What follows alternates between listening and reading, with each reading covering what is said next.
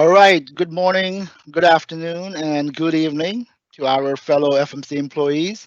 Welcome to another edition of Inclusion Month presentation. Thank you all for being here today. You see some beautiful faces on this screen today.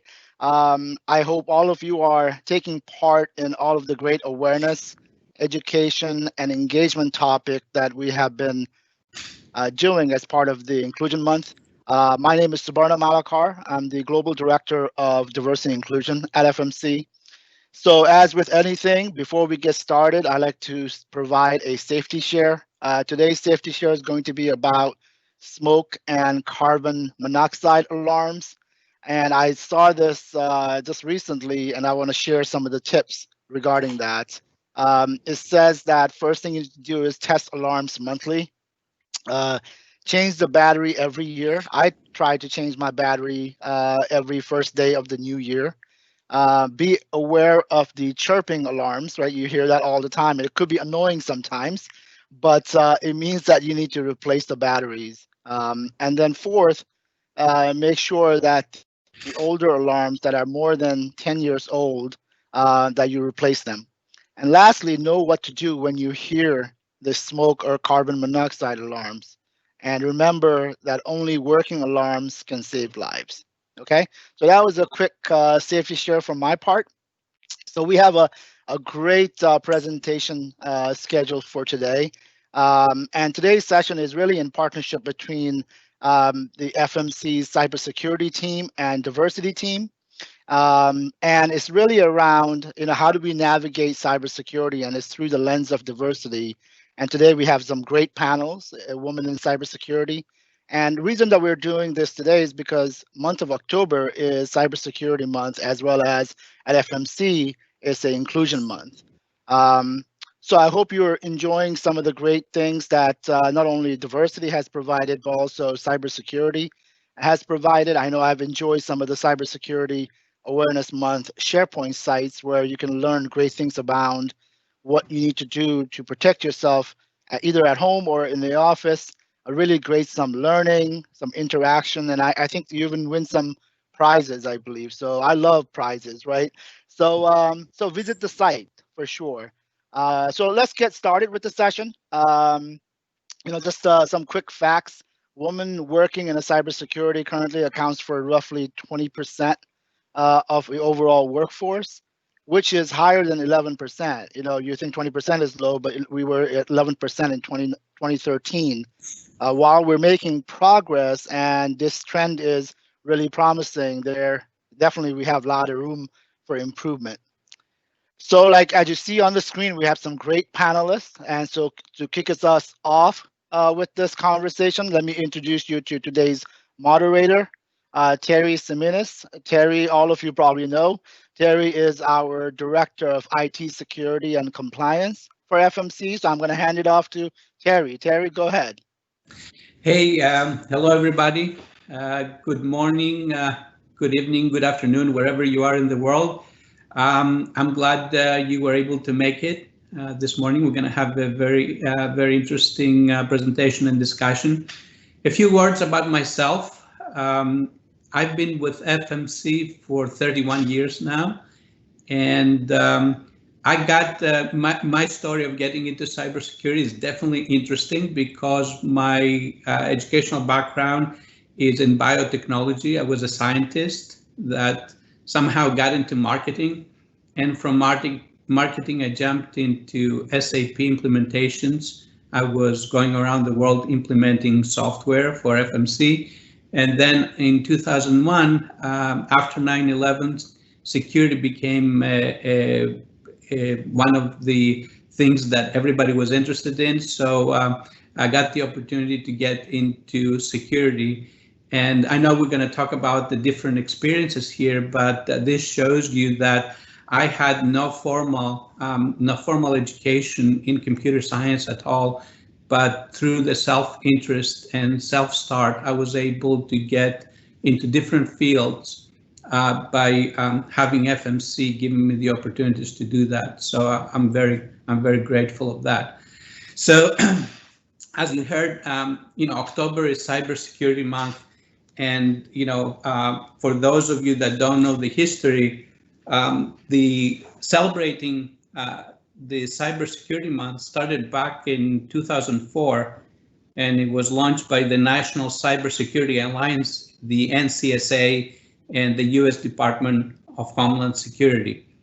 This is a USA type of initiative, but because many companies are global, it is becoming sort of a global initiative now.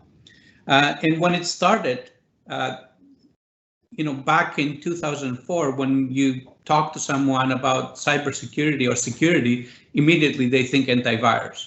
So there was not, back in those days, you didn't have a lot of security products. It was firewalls and antivirus. So the themes, the original themes of the Cybersecurity Month, it was just, hey, make sure your antivirus is updated.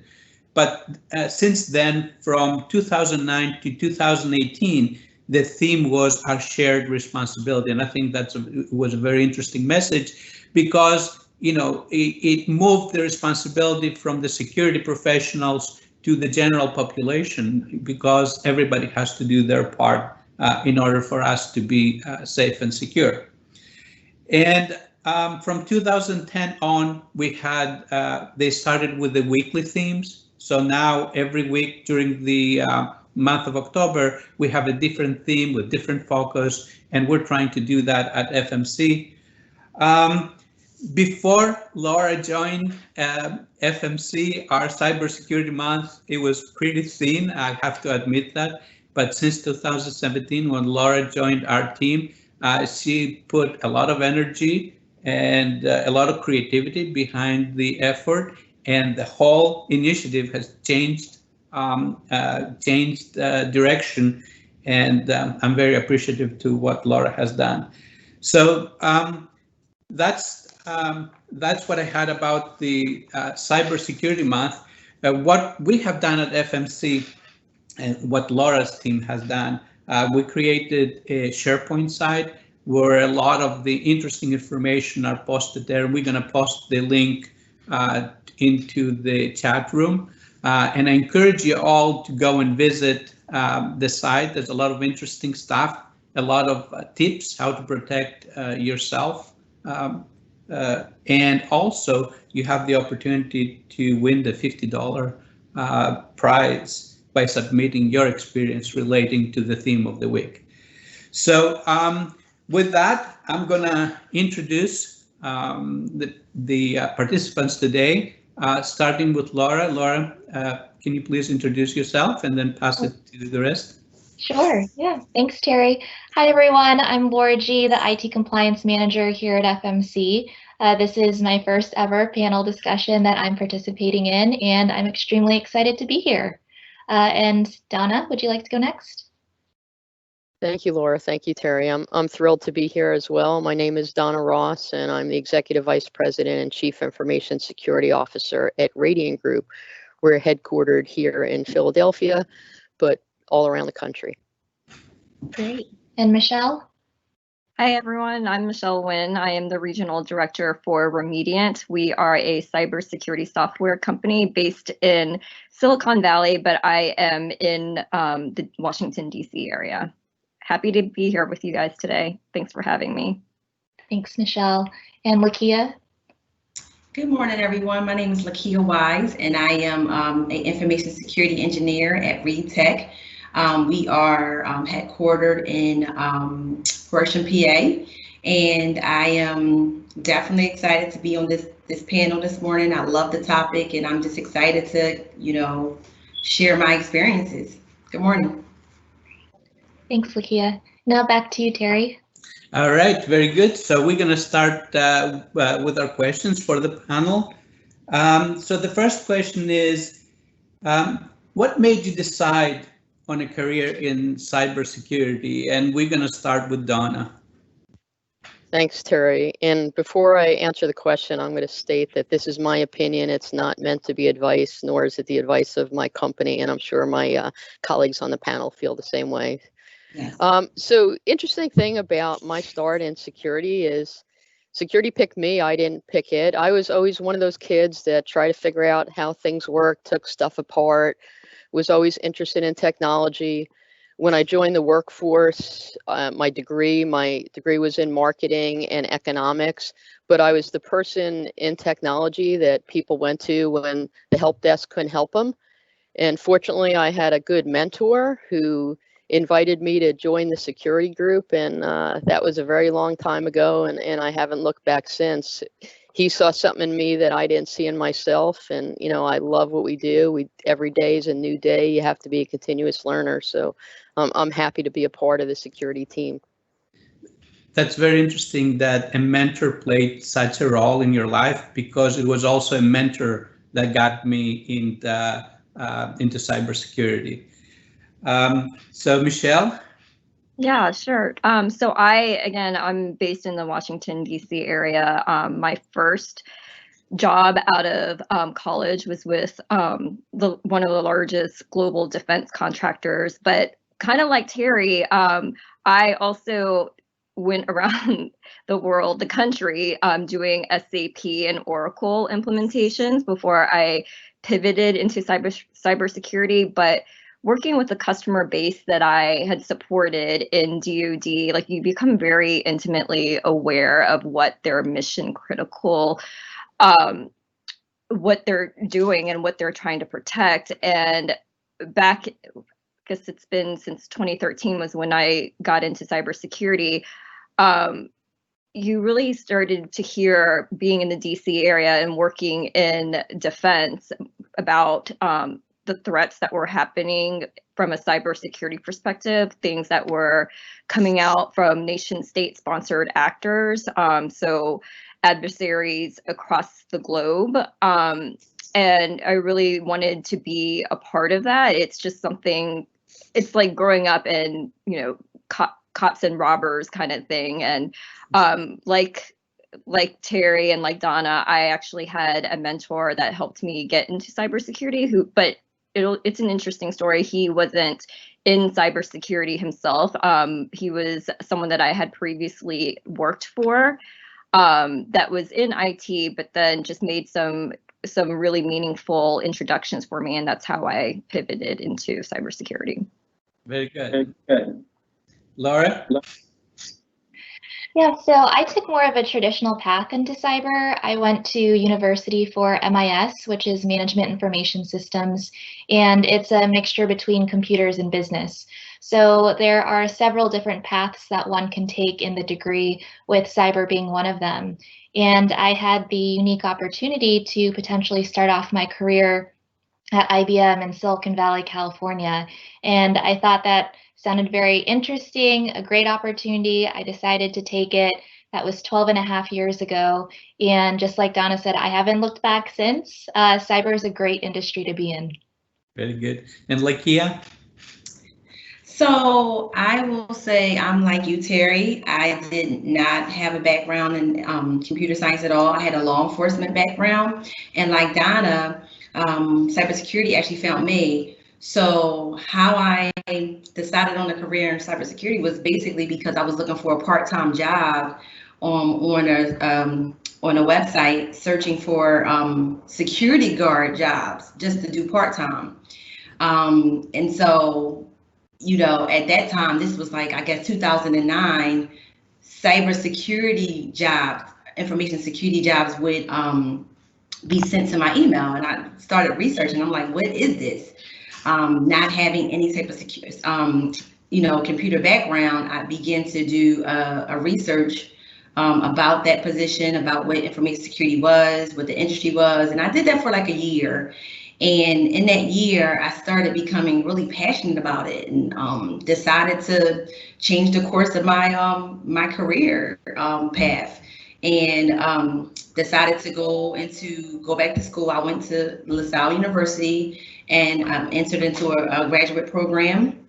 And one of my mentors was the CISO at the time for Vanguard, and he was one of my professors also. And so he kind of coached me through and helped me, just stay on task and not get discouraged, because I had no type of computer science background.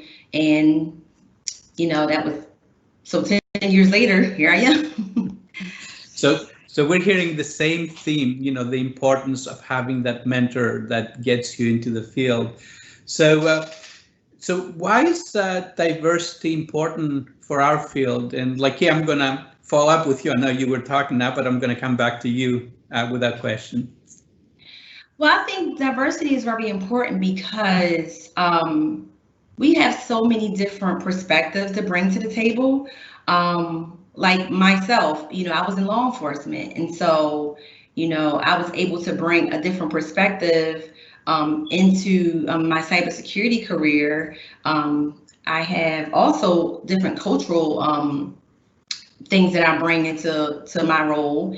And just being a female, just being a woman, in the way we engage other people as women are different. It's just different from men. It's not better. It's just different. So I think it's just important for there to be different perspectives and different cultures and different minds, frames, and different backgrounds represented within the industry. I think that's very important in order to move the actually to move information security forward. I think that's important. Right. Laura? Yeah, so to take a step back, the overarching goal of cyber is to protect our network systems and data from direct and indirect malicious attacks. So there's always going to be some kind of human component when it comes to cyber, which is why diversity is extremely important. Take, for example, phishing, with what Terry mentioned earlier in our anti-phishing campaign, a program here at FMC. 91% of cyber attacks occur due to a single phishing email. And we need diversity on our team so that we could put ourselves in the shoes of attackers and identify what will they be targeting in our environment. And that way we can put proper safeguards in place to guard that information or systems. And on the other side of the house, diversity is important because we need to understand what really resonates with our employees and contractors when it comes to education and awareness.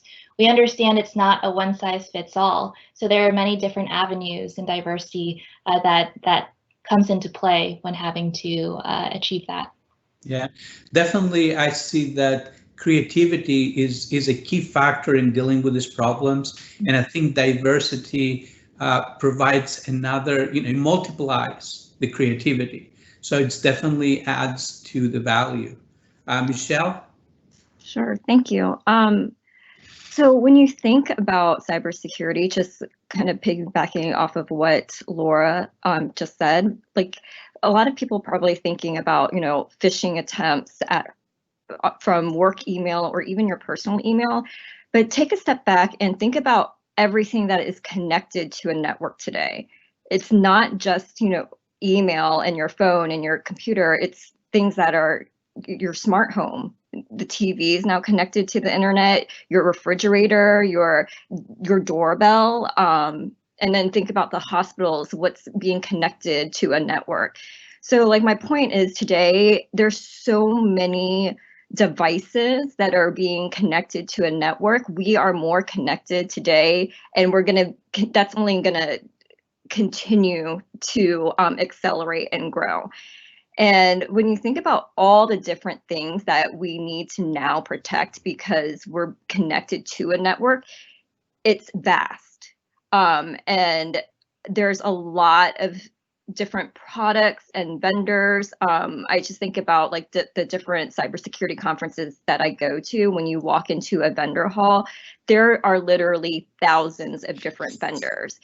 And it's important to have diverse minds like working at this company because you want to have your blind spots covered, and you don't want people who just think the same and don't think outside of the box. And you want to just make sure that people are asking a lot of different questions, and by having your blind spots covered, it's making sure that you're not relying on an individual or individuals that think alike that might not naturally ask certain questions. And those questions are important because that's what brings to the forefront like ideas to innovate in order to protect all these different things, devices that are now connecting to the network that are connecting all of us. Yep. Very good. And Donna? So I think a lot of it was said, but I want to highlight that diversity is what drives innovation. And I think all of you on this call know that better than anyone because you're in the manufacturing space. And it is our unique perspectives. It's everybody's look. That's how we create. And it's also how we solve complex problems. And at the core, that's what we security folks are doing. We manage risk, and we do that by solving problems. And you have to have a diverse mindset. You have to have diverse skills in the room to solve complex problems. And in the event there is an incident, there is some occurrence, something that happens, when we're sitting around the table in that war room solving that difficult problem, you don't want us all to look alike or think alike. So more than any industry, manufacturing is one of them, I would say is akin to security, but we need diversity more than anybody because our problems are quite complex and quite unique. Right. So our cyber world is full of challenges. So I'd like to ask you what key challenge you faced in your career and what did you learn from it? And I'm going to start with Michelle. Thank you. So actually, I touched about like how I began my career and a little bit about how I pivoted into cybersecurity, but I want to tell a story that might resonate to people at home and like maybe folks and families that you guys know. So I did start out working as a defense contractor after college for some years, about 6 years. And then I took an interesting detour and left the corporate world for about 3-4 years and started a food truck and catering business. And that was kind of back in like 2010 when food trucks were becoming a big thing and they were hitting like all of the different TV shows. And we did really well in the DC area, but then they started clamping down on when we could vend. And it was at that point where I decided that I needed to go back to get a real job, as my parents probably would have said. So it was at that point where I was trying to figure out how to reinvent myself and get into cybersecurity. So that was the challenge that I had, was what was my entry point into cybersecurity?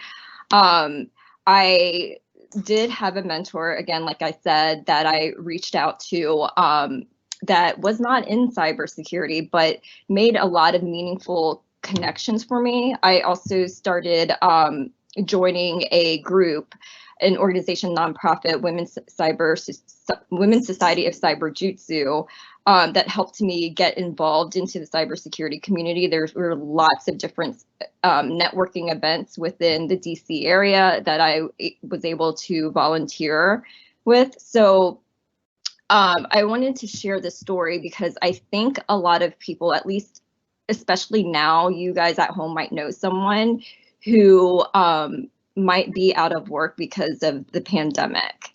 And when I got into cybersecurity, like, it just seemed really far-fetched from where I was at that point in my life, because again, I was working on a food truck, I had a catering business, but that just really goes to show you that we all really come from different backgrounds, and you really could pivot and reinvent yourself. So it really taught me how to really network and build that strong relationship with the people around me that had support and was able to make really meaningful connections for me. And also just realize that the skills that you've acquired along the way, they can help.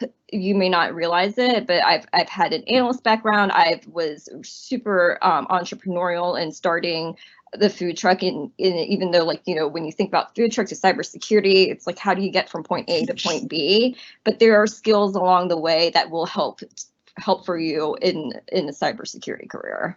Right. So I guess the lesson is, no matter where you are in life, there's always a transition point, and don't be afraid. If there's no connection, like the food truck, like you said, in cybersecurity, don't be afraid. just, it takes will, and you have to get up and do it. Laura, how about yourself? Yeah, I would say perception. So in previous companies and positions that I had, as I was climbing through the ranks, and I would have either male counterparts or counterparts that were older than me, without fail, when we would have introductory calls with contractors, consultants, or even new team members throughout the company, whenever it came down to decision-making time, they would always look at my counterparts instead of me when I would be the more senior in the room and to make those decisions. So it was frustrating for me for a while.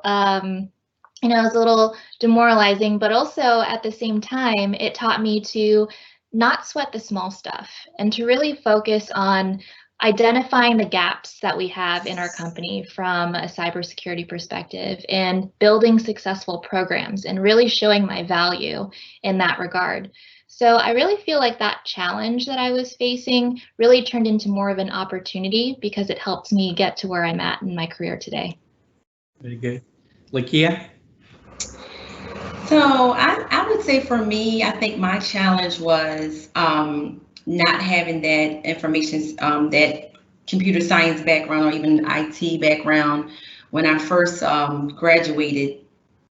And back then there weren't a lot of entry level or junior positions. And so, you know, I would look at a posting and it would say, must have, to get into security, you had to have like 5 to 7 years of experience plus a CISSP. And so obviously I didn't have that. I didn't have those years of experience. And so that was a challenge that I did face. A lot of the hiring managers just didn't think that I had enough experience to go straight into security. So they were recommending, oh, why don't you do help desk for a few years? Or why don't you do system admin? Or, you know, and I knew what I wanted to do. I wanted to jump right in. I was confident in myself and I knew that I was passionate about it. And so what did I learn from that was that, and if, you know, and we've talked about this already, is just networking, the importance of networking with people. I was able to connect with people over LinkedIn who, you know, I would just see who was a cybersecurity professional and I would ask them questions and I would ask them for advice and I would tell them my challenges and you know, just say, listen, this is what I'm trying to do. I'm trying to get in the field. What would you recommend for me to do? And a lot of people were willing to help and they were total strangers that I just found on LinkedIn and they gave me a lot of great advice. And some of those networking opportunities on LinkedIn turned into, you know, relationships over the years. So I would definitely say that that's what I learned from it. It's just to make sure that you're networking with people in the security field. Yeah, it's very good. So it's the same thing of mentors, networking, get Yes. up and do it. Donna, how about yourself? Thanks, Terry. So during my career, and I've been doing this, I think, almost 30 years now, dare I say, but I've been through my share of companies that have gone private to public, mergers and acquisitions, divestitures, financial crisis, downturns, pandemics, like you name it. And the most important lesson I learned, and I think Laura touched on it, is that challenges are opportunities. And the most important thing you could do is understand your business, be a sponge, learn about the business you're in, learn about the workings, because at the core, we're not security professionals. We're business people. We're leaders. We're managers. We execute on programs. So the more you know about the business, the more valuable you are to yourself and your career growth and to the firm. And you know, as it directly relates to security, the best advice I can give you is don't be a doctor no. You know, think when the business asks you to do something, think about how do you enable them to be successful and what can we do to enable them to introduce that product, roll out that line, not take that line offline, whatever we need to do to make the business successful. So know the business, don't be a doctor no, and turn around those challenges into opportunities. Very good. Excellent. So when you looked at the traits that are very important to make a person successful in cybersecurity, what do you think are the most important traits? Laura? Yeah, so I think Donna touched upon this earlier as well, but in sales, there's this loving acronym that you also have seen in the Jerry Maguire movie. I don't know if anyone else has seen it, but it's ABC, always be closing, but I like to tweak it a little bit and say always be curious, always be learning and be inquisitive. Because our cyber threat landscape, it's always changing. There will always be new cyber threat actors out there, new regulatory frameworks to implement like GDPR and new controls each year. So we need people who have that innate want and drive to learn. And another one I would say is to be able to turn cybersecurity speak into business terms. So you could have the best tool or the best process that would really protect us from or protect our systems and information. But if you can't articulate that to the business and leadership, if you, if that's a complete opportunity lost. So I would say those are the two successful traits that I would share. Very good. And Lakia?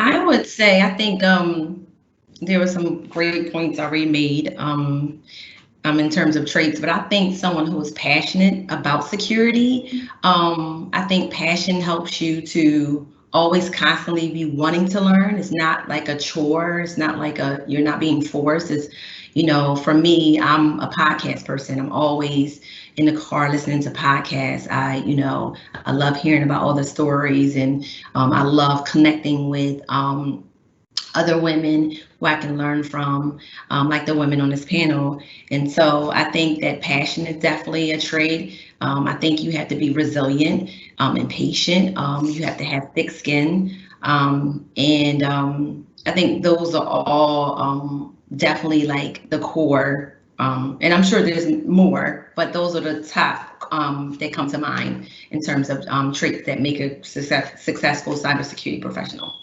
Very good. Donna? Yeah, great list so far. So I'm going to add to it and not repeat it. So I'm going to throw in the soft skills. So it's important when you're a security practitioner to, have those communication skills, have that emotional intelligence. So it's not all about the technical skills. And as I said earlier, to have the business skills and to understand your business. But, the bottom line is there's no shortcut for hard work. What we do is not an exact science, so there's no right or wrong. So, just, keep learning, keep trying, and understand kind of the soft skills are as important as the technical skills. And Michelle? Yeah, so just kind of piggybacking off of what Donna and everyone said, like all super great skills to have. And the technical skills, what I've learned is like you can learn those over time. And a lot of people, they don't talk enough about the soft skills or the EQ, emotional quotient side of the house.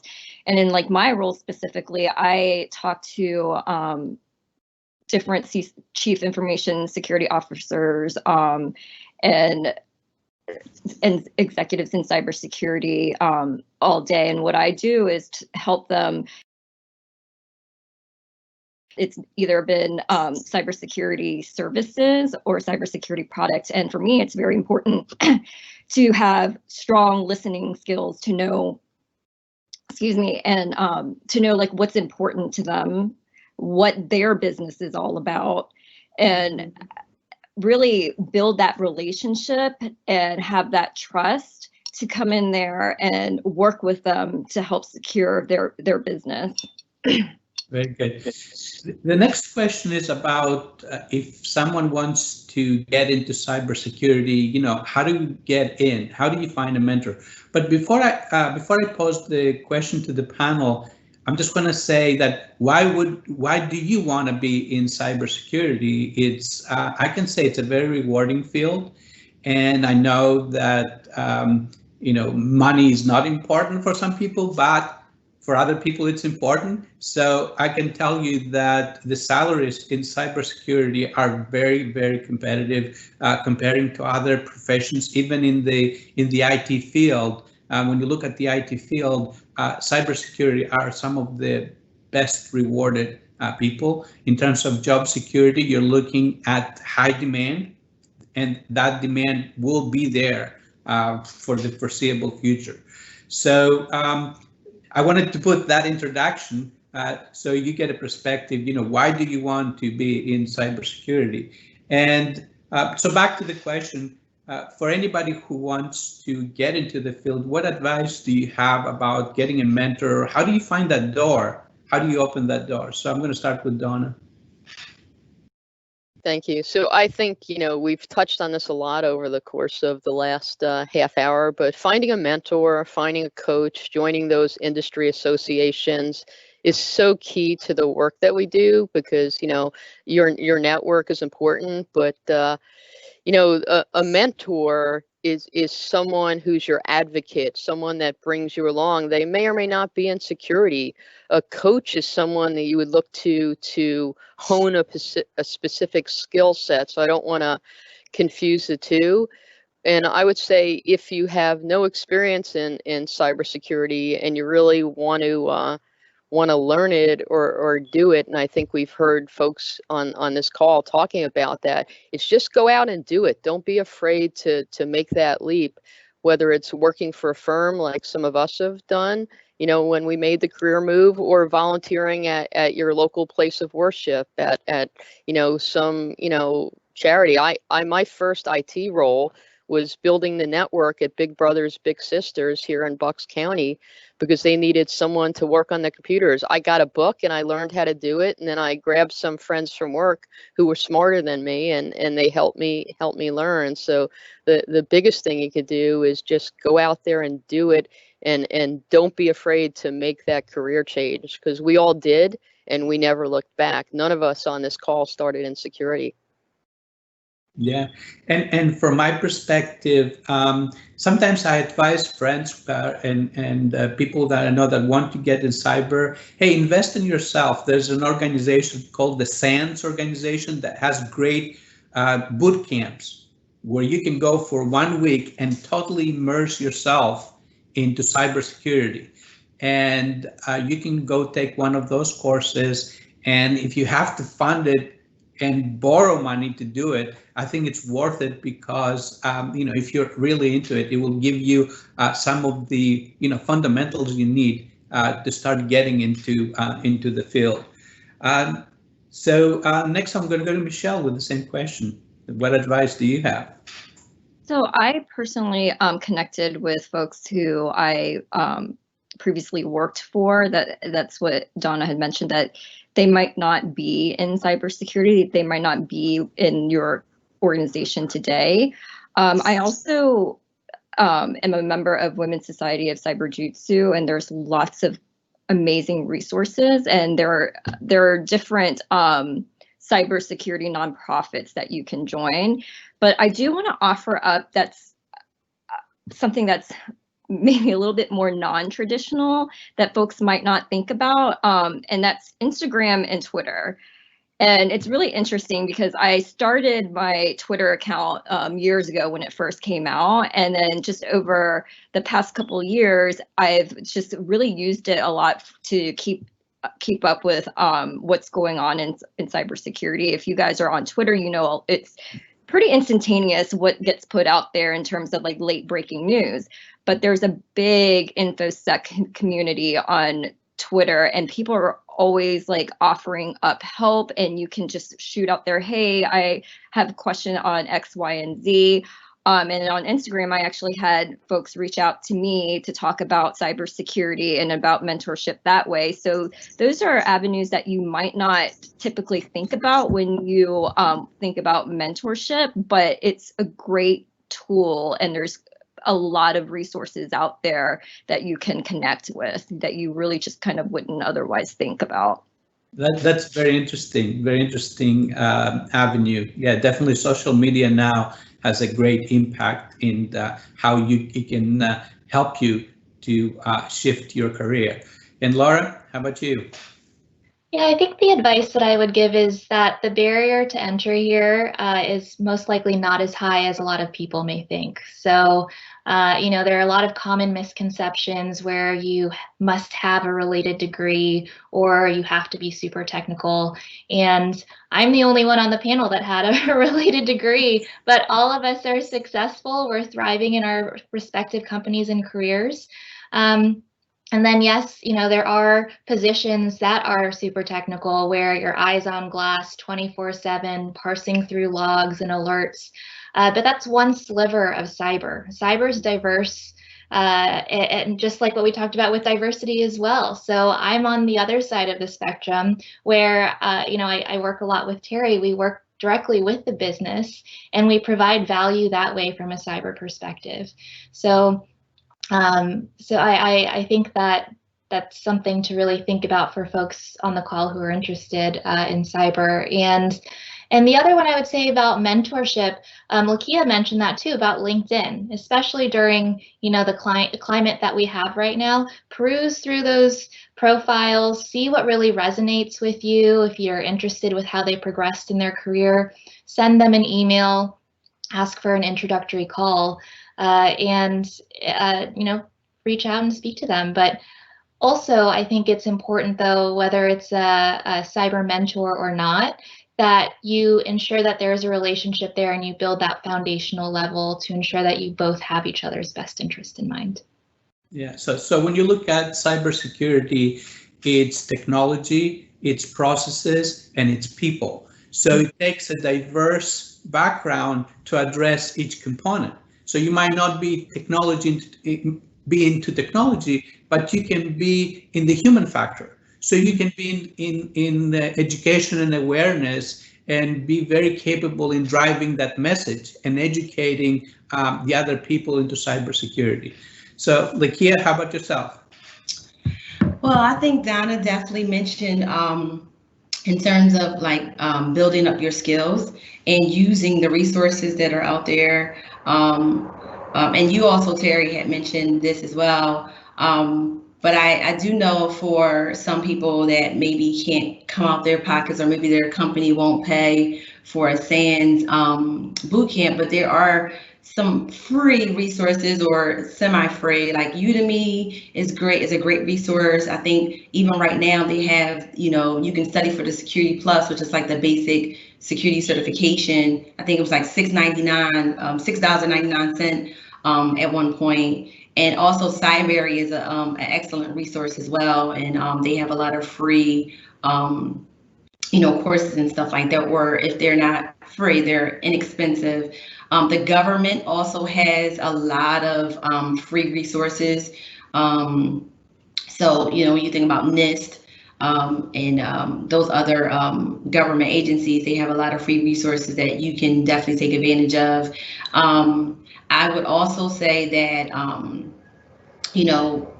groups like the Women, I'm a board member on the Women in Cybersecurity in Philadelphia. And so coming to events that are, where you can network and build your, your network of women and people in general that you can talk to, and you can tell them what your what your plan is. And when I first, wanted to get in, you couldn't stop me. Everyone I met, I was telling them, people who had no idea what it was, I was like, this is what I want to do.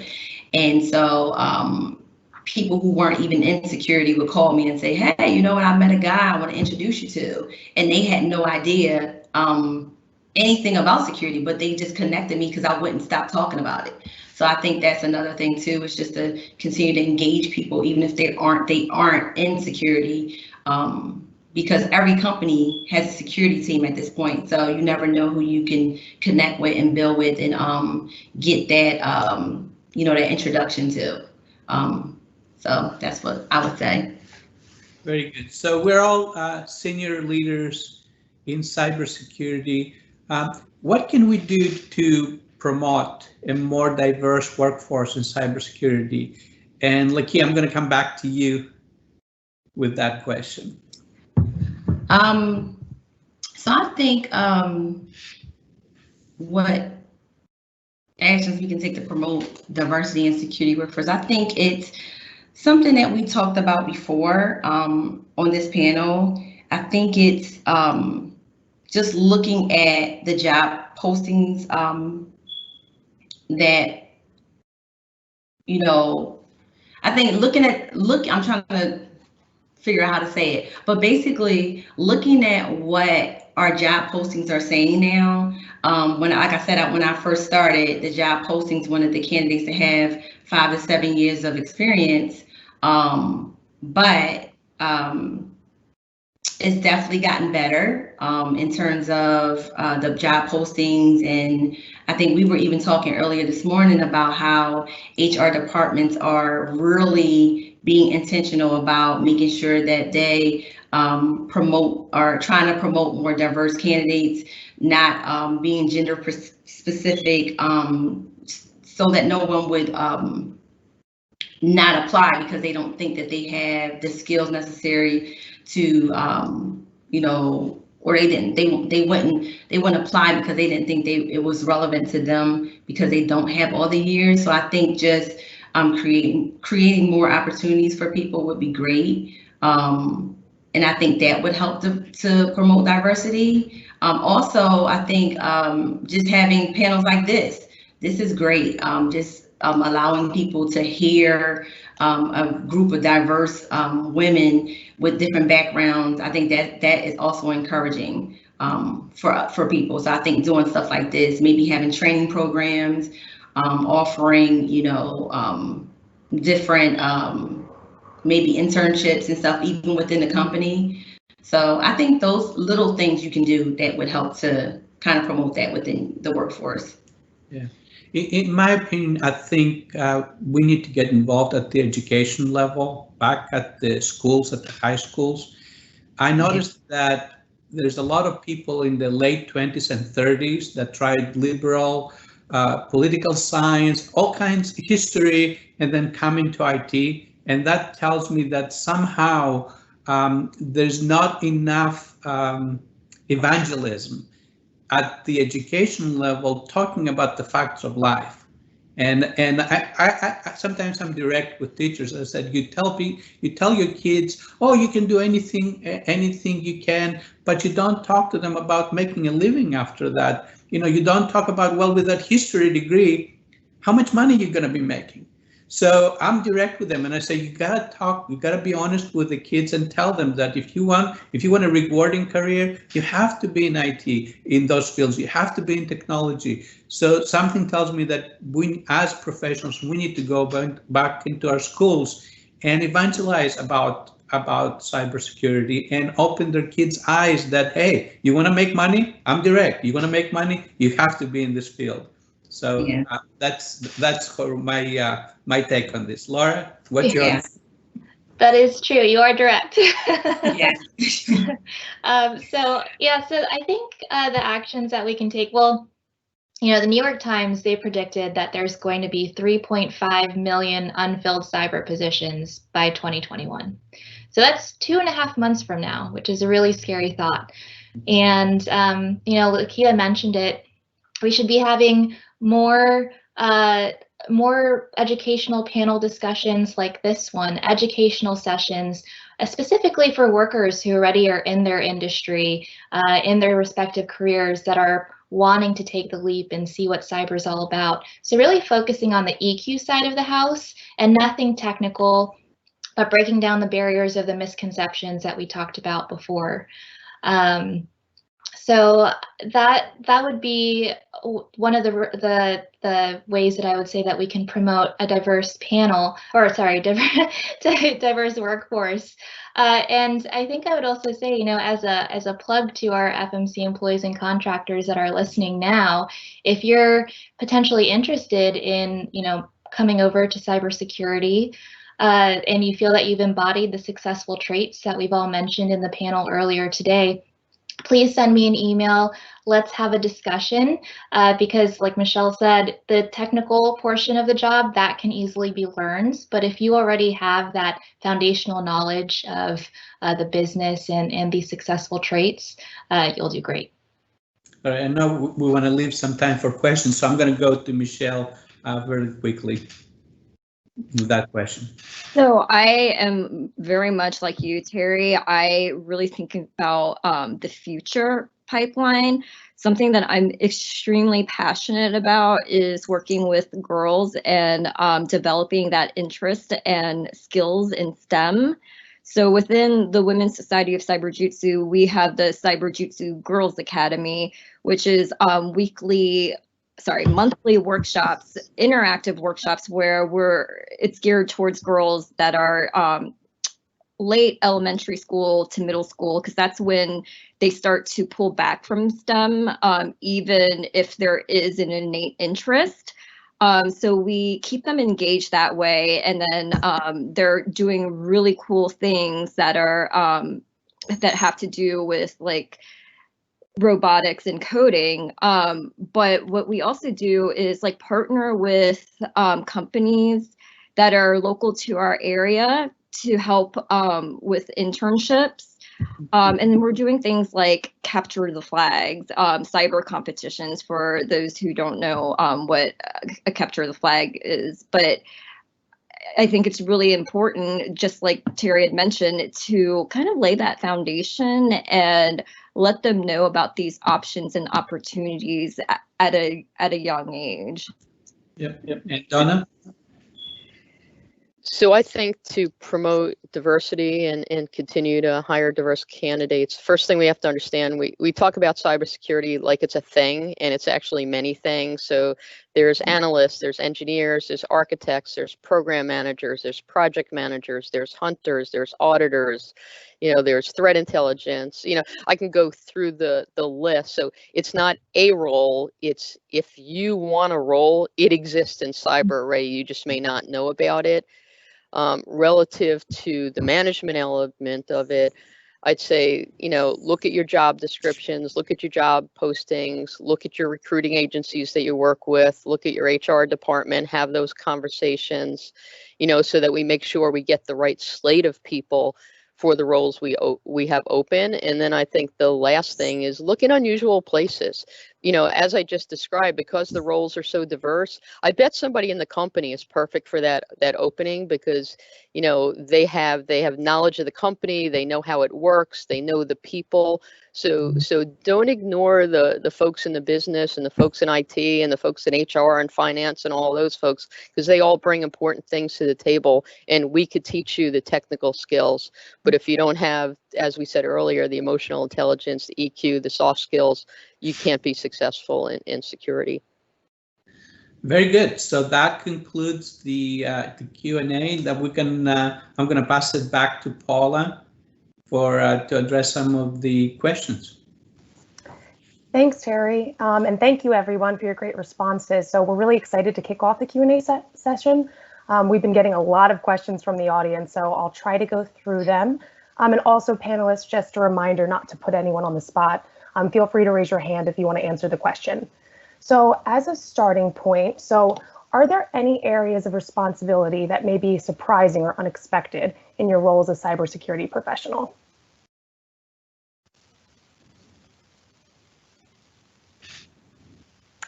Donna? So I'll give that one a shot, because I think what we do is surprising every day. Like when I first got into security, I thought it was more the technical components of it, the antivirus and the firewalls and all that. But what I've learned is that we're really running a business. We're running a P&L just like the other departments in the company. The only thing is, we're a cost center, not a profit center. But I'd argue that we enable the company to be successful. And the other thing about security is we learn every day. So if you think about it, humans fight humans, machines fight machines. So we're in this constant battle every day, and kind of, looking at what the data tells us, coming up with our theories, and then responding to that data to make course corrections. So we continue to, tune and turn those knobs and look at our programs. So I think security practitioners, every day is a surprise, and every day is a new learning for us. Yep. We can go to the next question. Okay. So our next question is around actually something that was mentioned earlier in the panel. So 90% and plus of the hacking results are from phishing attempts. So what accounts for those remaining 10%? Okay, I'll take that one. So The remaining 10% could be, you can do direct attacks through finding holes in software. Let's say we have websites that do certain things. You can actually find a hole, and by using a specific URL that you put into the browser, you can actually create a door, a backdoor, so to speak, and you can get into the database. So those are kind of direct attacks that happen through the internet, through our firewalls, that can get into that. And also there's other types of one of the major attacks that happen around the world happen through the update system of attack software. Imagine something like TurboTax. It wasn't TurboTax, but imagine something like TurboTax. You put the malware in that, and then you send it as an update, and then everybody who has TurboTax gets the virus. So those are two examples of another way of getting attacked that doesn't involve a phishing email. Thanks, Terry. So I think we'll move on to the next question. So this is around someone who's relatively new to the cybersecurity field, and they're just curious about the importance of certifications. So a lot of, the entry-level job postings require like a Security Plus certification or a CISSP. So these certifications can be, hard to afford, and also, difficult to take the time and study for, especially if you're new to the cybersecurity field. So does a lack of these certifications really affect the applicant's chances in getting the role? Donna? A big no. So you don't have to have a certification to get the job. Again, it depends on the job. I had a successful candidate of mine actually did a gap analysis of what she read in the posting versus what her skills were. And she came to the interview with an action plan to do it. And one of the things she said, within my first year, I'll get my CISSP. So it is not required, and it also depends on the job that you're doing. Yeah, I would also like to add to that. I think historically there has been, that they did want to have some kind of certification for our positions, but now that we're trying to increase diversity and also ensure that we're getting the right candidates that can fulfill how diverse cybersecurity is, Lakia and Donna, all of our panelists mentioned it before. It's not as important. It's not something that we're really looking for. It's, do they have the EQ side of the house? Can they easily learn what we're looking for? Do they want to, continually want to learn in their career? It's things like that, at least that I'm looking for when interviewing people. And I know that Terry also says the energy behind it too. So wanting to make that difference and bringing that value to the organization. Yeah. Perfect. So I think we probably have time for one more question. So have there been situations where your experience in cybersecurity has helped with any just day-to-day activities that you would perform?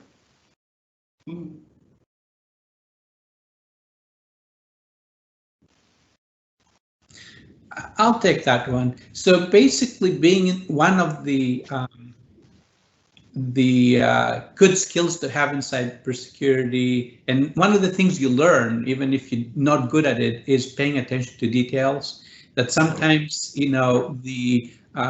what's going on, it's a minor detail that you have to pay attention to. So what I learned through the process of being in the field is paying more attention to detail, and it had helped me in my even in my general life, not missing certain things that are important.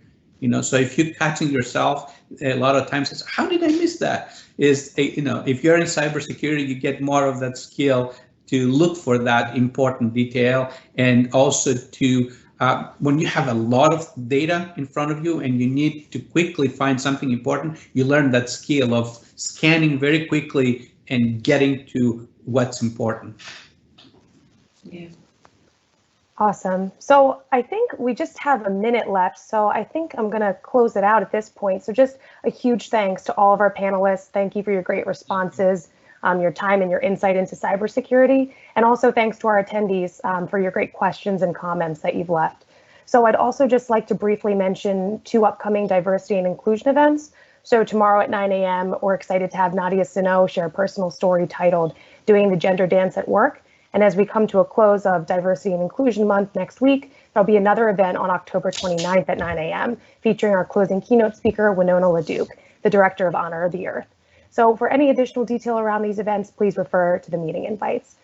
So I think that's everything. And thanks again to everyone who attended and to the Diversity and Inclusion team for helping put this together. So have a great rest of your day, everyone, and stay safe. Thank you. Thank you. Thanks for the invite.